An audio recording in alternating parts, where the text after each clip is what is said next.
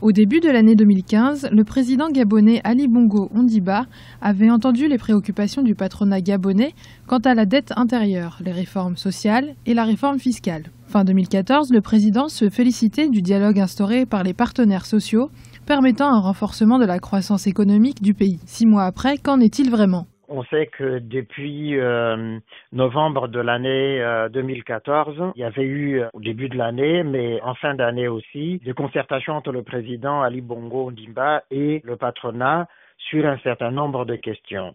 La question des investissements publics, notamment dans les infrastructures de base pour transformer le pays. 2, la question des arriérés que l'État devait au patronat gabonais. Cela d'ailleurs, à la suite du passage du Fonds monétaire international au Gabon. Ensuite, la question du choc pétrolier qui a frappé pas seulement le Gabon, mais tous les pays producteurs du pétrole. Et voir comment l'État pouvait, dans ce cas-là, tenir ses engagements par rapport à cette crise-là. Malgré les assurances du président, le pays a connu depuis janvier 2015 des épisodes de grève dans différents secteurs.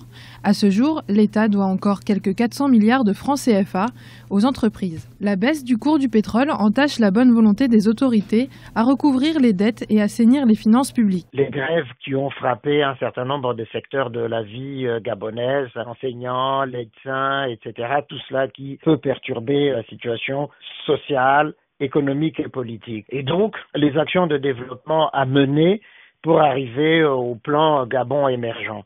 Je crois effectivement que sur ce secteur-là, des choses ont été faites, mais qu'il y a encore de progrès. On ne peut pas tirer des conclusions définitives à mi-parcours. Ce qu'il faut noter, c'est que des efforts sont faits pour l'amélioration du climat des affaires au Gabon, pour permettre justement au secteur privé gabonais, dans son partenariat avec l'État, qu'on arrive au principe du gagnant-gagnant. Samedi 6 juin, à Paris, le mouvement gabonais pour Ali Bongo Ondimba était venu à la rencontre de la diaspora gabonaise vivant en Europe. De nombreuses hautes figures du gouvernement gabonais avaient fait le déplacement dans le but de rassurer et échanger avec leurs concitoyens de l'étranger et au rayonnement du Gabon de par leurs investissements.